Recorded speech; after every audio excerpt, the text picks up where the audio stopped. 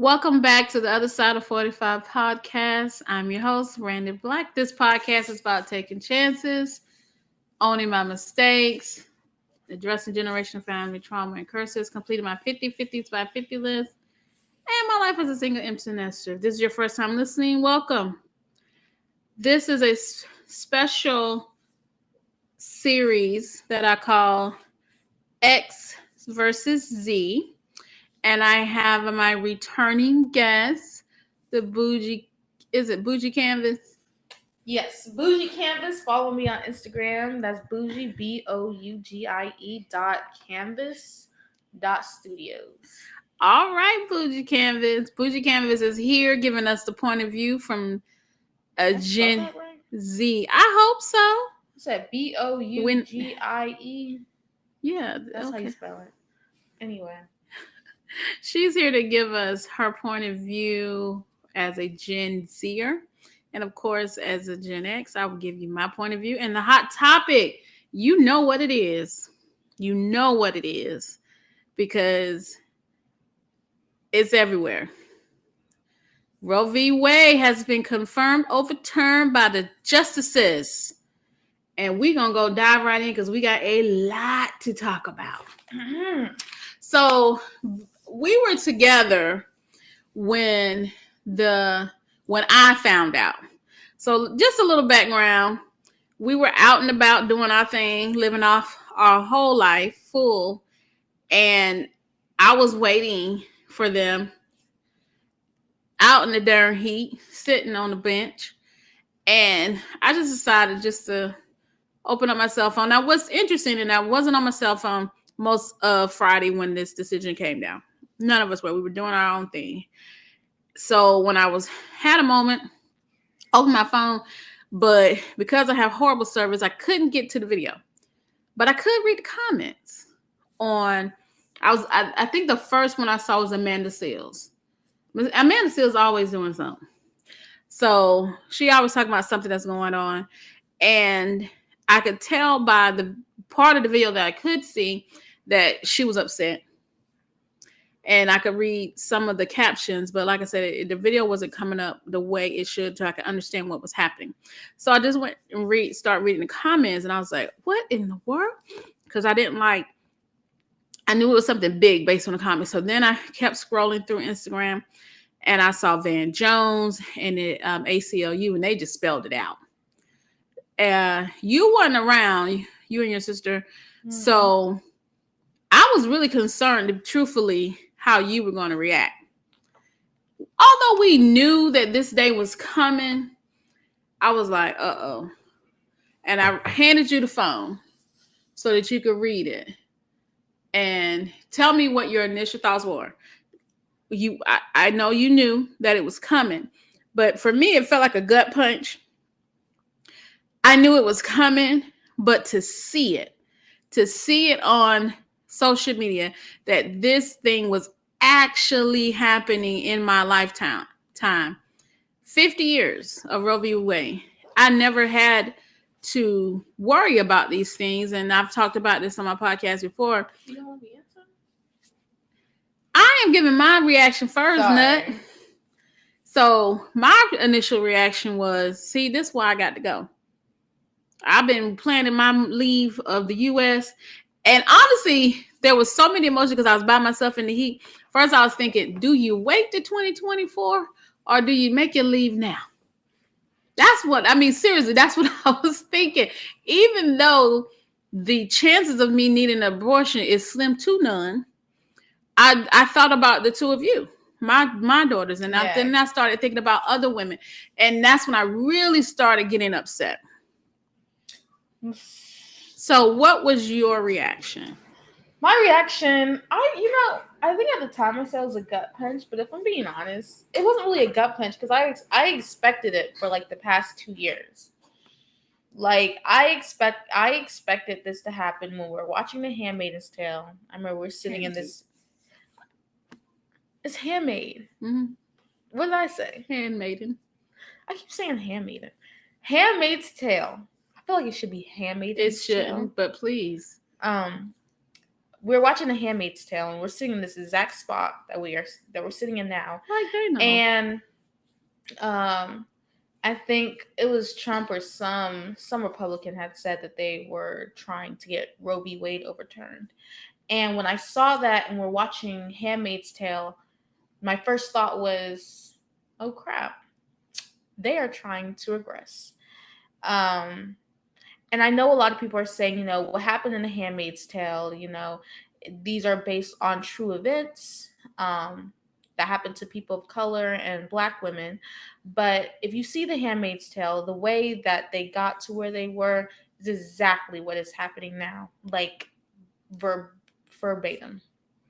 So for me, when I saw that it happened, I was more like, okay, so am I going to stay and fight or am I going to leave? Because part of me wants to stay and fight, but I think it's going to be a really nasty fight. I think it's going to be a lot of bloodshed, and I don't know if that's a type of fight I want to be in. I think it's gonna be. I think it's gonna be a really bad fight. I think it's gonna be a bad fight. I think it's gonna be a really bad fight. The November. This is how I'm basing it off of whether I want to leave or not. Okay. I'm basing it off on how the November elections go, and that's whether it's majority Democrat that gets voted in, or depending on how Republicans respond to it. And it's more so. I feel like Democrats are gonna be voted in because I feel like the Republican Party is just shooting themselves in the foot by overturning Roe v. Wade. However, that's not what I'm worried about. I'm not worried about Democrats winning the vote. I'm worried about how Republicans are going to react and how the government's going to handle it. And how that goes down that's how I'm going to decide whether I should leave or not. Because if it goes down in a really horrible bloodshed way, I'm going to leave after I graduate because I don't want to be a part of that. I didn't expect my 20s to be fighting tooth and nail just for my rights, for something I didn't even think I would have to fight for. Like you said, it's been 50 years. Neither one of us were born. You don't think that you have to fight for a right that you've had since you were born. Yeah, it for me, like we knew it was coming, but you've been hearing a lot about within the last month when the decision got leaked. And then people were like, what about other rights? What about this? What about that? And at first, my first reaction when people said that was like, how far will they actually go? But then you look at what they're doing. It's like they will go as far as they need to make this a Christian country because that's what they want. And y'all know how I feel about that. You know how I feel about religion. I am. You ain't finna do this, not to me, and me not do something. But you couldn't. Even on Friday, the protests were swift. Folks went into immediate action. I think most of the country knew that this was gonna happen, so they were planning it. I don't think I've seen not one person that thought it wasn't going to happen. Me either. I think everybody knew that it was going to be overturned. So these protests were already planned. They probably were already putting their shoes on before the pen even touched the paper. They probably putting their shoes on, getting their water bottles together, getting jugs of milk because tear gas. Yeah, for the tear gas, because you know how the police department is here in America. They love tear gassing us. We have the right to protest until we protest in our rights, and then all of a sudden we're being violent. Tear gas needs to come out. You can't protest your rights. No. Well, I found it very interesting is the protests on both sides. And I was watching some news channel, wasn't local, on YouTube because we don't have real TV. And I could hear the pro-lifers chanting about a victory for life. And I was like, shut all the way up. See, that's why I can't go to these things. Because that's how I felt. I want to say shut all the way up. And I was home. But personally, I feel like, I don't know, I just could not have a conversation with a pro-lifer. I feel like there's some things you can have a middle ground on. Abortion is not a middle ground. There's no middle ground. I feel like it's either you believe in someone having rights to an abortion or you don't. Your personal opinion when it comes to abortion should not matter when it comes to someone else. If you don't want to have an abortion, then don't. Exactly. That's simple. Don't get it. Just like if you don't want to get a hangover, don't get drunk. It baffles me that the people on Supreme Court are majority men. Men who will never, no matter how hard they pray, will be giving birth to a baby. For some reason, they felt the need to tell us, people with uteruses, people who are able to have a child, what to do with our body. It baffles me, but I'm not shocked because this country has a history of treating their people like cattle. So it does not shock me that they're doing this. Like, it shocks me, but it doesn't. So right. It's like I knew you could be dirty, but did you really have to show me how dirty you could be? Exactly. So, I mean, that's how I feel about pro-lifers. Like, they just get on my ever-loving nerves.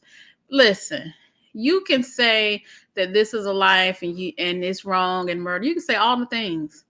But the thing about abortion is you gonna live your life. And if I decide, I'm going to put myself in the seat, even though I've never had an abortion. And like I said, probably will never face that at my age and stage in life. Right. But if I decide to have an abortion, guess what happens to you, pro-lifer? Now the goddamn thing. You go back to work. You'll have your mother. You still got your friends. Ain't nobody you still got your job. You have everything. Leave me all the way alone. Anyway. Yeah. So what about these? Now, I'm going to tell you, and this may sound like a small victory in my opinion, but I try to look at as much positive during the negative time as possible. California, Washington State, and Utah are banding together. They're uniting. I won't say banning. They're uniting and becoming these sanctuary states. I love it. I mean, California looking better and better. Look, the only thing that's stopping me from California is I was gonna say that I think they're gonna be in water due to climate change. You got climate change issues. I got darn. Nobody can afford to live out there. Climate change is anyway. But yeah, California is looking better because I wouldn't mind, Now we was watching. Oh my gosh, I can't remember what state it was. So I don't want to miss the state. Where the governor was like, their law enforcement is ready to prosecute, to apprehend and do whatever they need to for anybody who goes out of state to have an abortion. Like, what the heck? Like, you are going to run women down who just have an abortion. You're gonna put them in jail. So now they had an abortion and now they're gonna face criminal charges. Like, what the freak? Then I saw also the abortion providers. Oh my gosh, I can't believe that. They getting more time than the rapists. Like, really? You really? I mean, it's just all of these things, all the dominoes effects of this ruling, this decision is astronomical. States are losing their minds and wanting to prosecute the doctors. That's the patriarchy for you. Okay. We've been patriarchy. A lot of y'all want to uphold. And this is what happens. Yeah. And if you think they're going to stop with women, if one group of people in the U.S. does not have rights, nobody has rights. It's just a matter of time before yours is taken away. Okay. You better look within. Just take white women, no offense to y'all, as an example. Black women and indigenous women have been trying to tell white women for years, fight, we need help, fight for us. And white women have been ignoring it.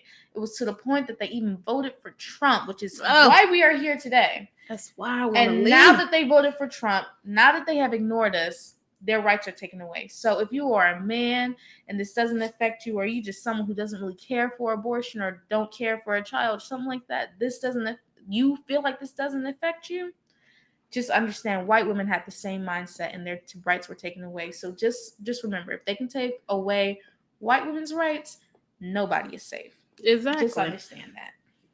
So, and then when I was talking about those states who are ready to prosecute these women for having abortions, and like you said, the doctors, Atlanta PD, even Atlanta PD has already said they ain't coming after no darn body for abortion. Period, as they should. And that's Fulton County. That's why I want to stay They like, here. Whatever, we ain't coming after you. If Stacey wins this election, I'm not gonna leave. I'm gonna stay right here. She already done said. Stacey done said it, honey. She already said, If you was wondering what side of the fence we sit on, you don't wonder no more, honey. Because yes, we are Stacey if you ask me Abrams about all Kemp, the I way. can't stand him. I troll him on Twitter every chance I Y'all, get. I don't like that man. He should not have won the.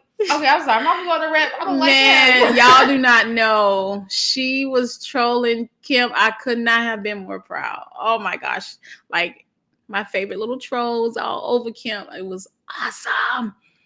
But you was talking about men who this does not affect. So we were watching this on YouTube. Jubilee, and they brought look Jubilee, and they were talking about should men have rights. This is gonna be a very short conversation. No. See, that's easy. Your butt ain't got no uterus. What you got to say? How about shut all the way up? Like, if you personally have a problem with it, that's fine. But if you think that your opinion should not only carry into the woman's, decision making on whether she wants to have an abortion, but if you honestly think it should also carry, like, legally wise, no, it should not. Because if you're not having the child, it should not be your choice. You shouldn't even be in the conversation. You just need to shut up. You know what you need to do? You just say what you want to do. How can I support you? I'll let you know and send you the bill. There you go. Where's your card? Like, men is right. You got the right to shut all the way up. This is to any man that feels strongly about being pro-life, because the video that we watched was Jubilee, and there was a man who felt strongly about being a pro-life. He was a product of rape. Which he did not call it rape. He said his mother was taken advantage of at 12. Lord. Which I don't know what else you could call that, but rape, but whatever. It concerns me because when I find men that are pro-life, it concerns me that they're pro-life, because it's like it's not their problem until it happens to them. Mm-hmm. So there was actually two men. Yes, tell about that. There was a black man on there who said he initially was pro-life. And this is really more specific to the black community, because I feel like the black community, there's a lot of pro-lifers in there and a lot of pro-life black men. Mm-hmm. If you're a pro-life black man, this black man who was in Jubilee, he said originally he was pro-life, but when it happened to him, he was pro-choice because he didn't want to raise a child. So that is what happened. Yeah. But I want to paint a picture for you and why it seems so ludicrous to me for anybody to be pro-life, especially men. If I want to paint this picture, if you, for whatever reason, were to be pregnant, because with the way technology is going, bear with me. With the way technology is going, what if you were to wake up in a bathtub? You have no idea what happened to you, but for some reason, there was a uterus planted in you. Technology is progressing, so maybe in a few years, that can be a possibility where men can carry children. If there was a uterus placed into you, you wake up, there's a baby inside of you, you were taken advantage of, and now you have this child. Can you as a man say that you would keep that child? And if your answer is no, why do you feel it's all right to say you're pro-life? Why do you feel it is all right to tell women what they can do with their bodies? Because if you yourself were found in that situation where you would have to either take care of that child that was implanted in you, and I know it's so far off, but it's not really that far off. You just for argument's sake. Yeah. And this is really bad.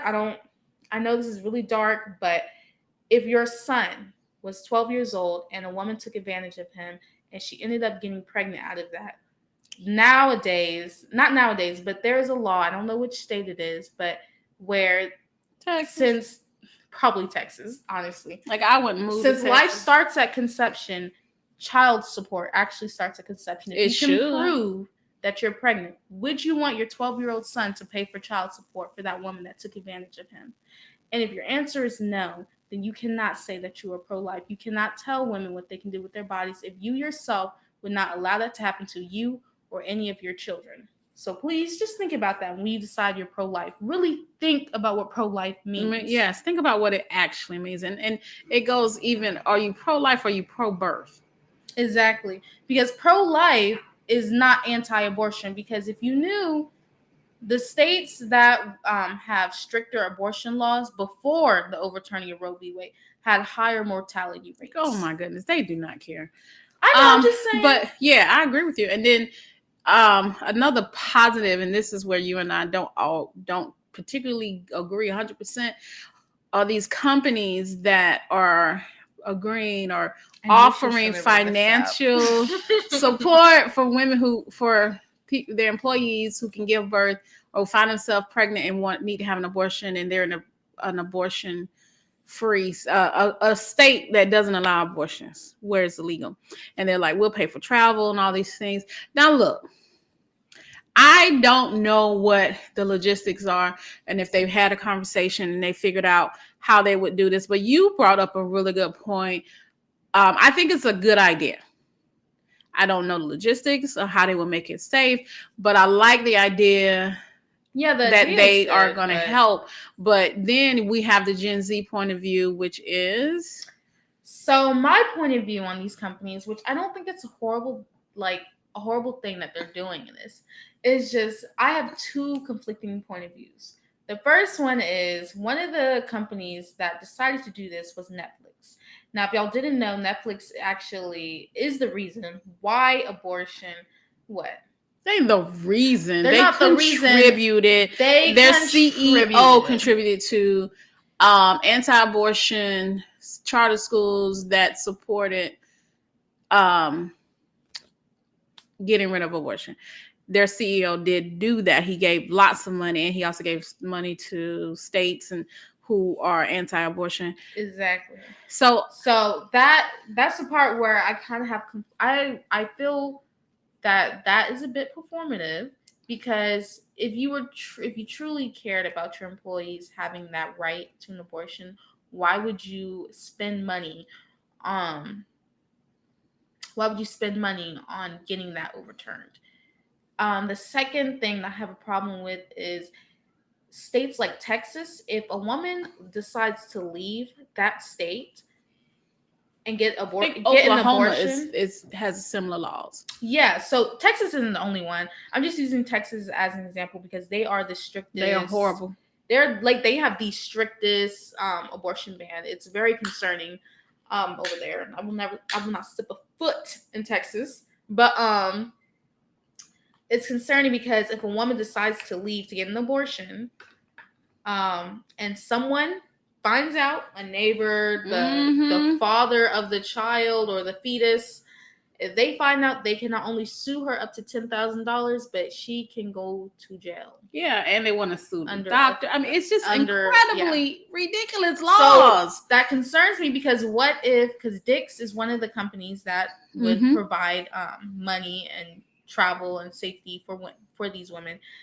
So if Dix has if they have a store in Texas and the woman needs an abortion and they help out, if somebody in that company finds out for whatever reason and it gets back to a neighbor or somebody who just has it out for her, just wants to make $10,000, they can make that money, send her to jail, and now she is being prosecuted for, I want to say, manslaughter. Okay, so I'm going to stop you right there. Because we're going to end this. This is our part 1. And so stay tuned for part 2, where we go X versus Z, Roe v. Wade.